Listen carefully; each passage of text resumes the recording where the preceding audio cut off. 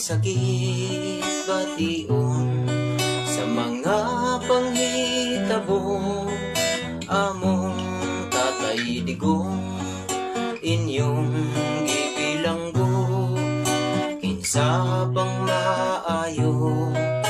og daghang nahimo gibilanggo o gidala pa sa layo. Sugilanon ni Abel na sinasikain kay gipangga sa Dios ang buotang si Abel kaliwatang Kain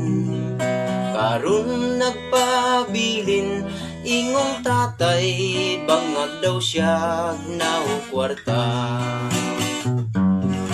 ayaw kaguol among tatay digong